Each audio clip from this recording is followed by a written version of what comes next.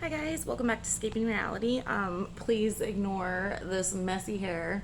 This is what happens when you're in that weird grow out stage. But um, I was actually scrolling through Facebook earlier today, and I came across a post that made me feel the need to really reach out and share a message about a place of fear, coming from a place of fear.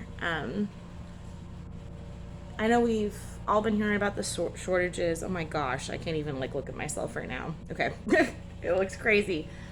Um, Shortages. I mean, I think since COVID, everyone's come from a place of insecurity and fear, and kind of like the world being shaked.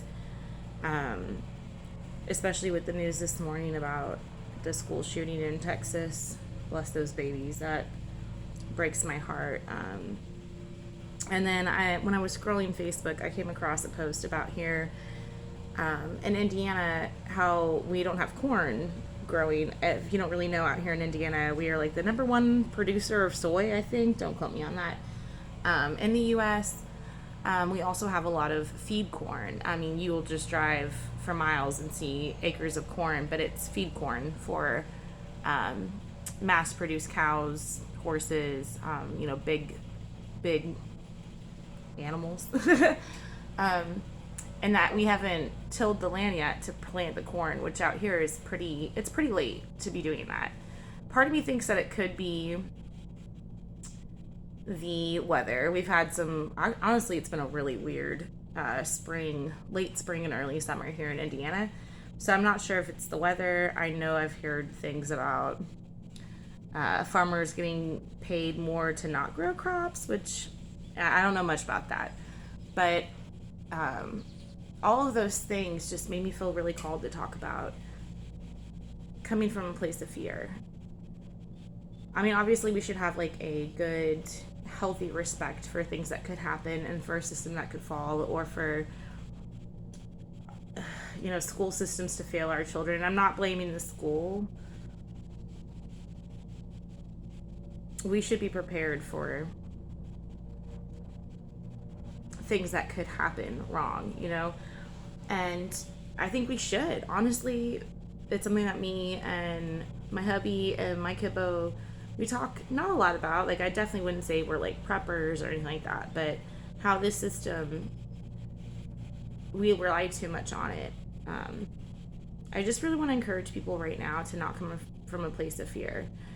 I am lucky. I'm so lucky to not have a baby that needs formula, especially an allergy free formula. I am so lucky to not have a child that is in school. She is here with me every day.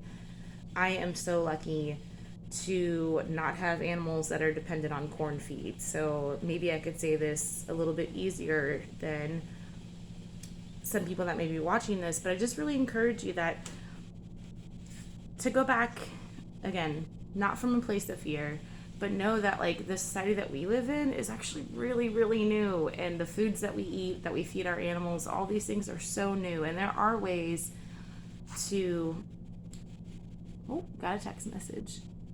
There are ways to come back with nature, to supplement the things that you need that unfortunately has been way too convenient to live in a society that we live in.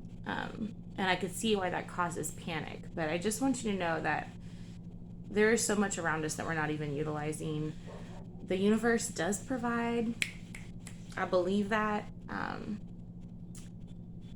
So yeah, I don't know. I just wanted to share that. Please don't come from a place of fear. Just know that there are ways to change. And honestly, the way that we live in an industrial society, oh my god, I cannot even look at my hair. Just ignore it. And it's looking so funky in this light too, but we live in an industrial society that is really killing the earth and over exploiting it, and it's not necessary, all the things that we feel are. So even though things are changing right now, I just encourage you to partner with nature, to learn a craft, to learn some ways that we did survive before all this stuff. So yep, that's just it. I was just determined that I was going to put out more content recently, and I just felt really called to put this message out. When Mark's here next time, it's something that we wanted to make a big video about. going back to permaculture, going back to learning how to cook from scratch, learning how to barter with local people.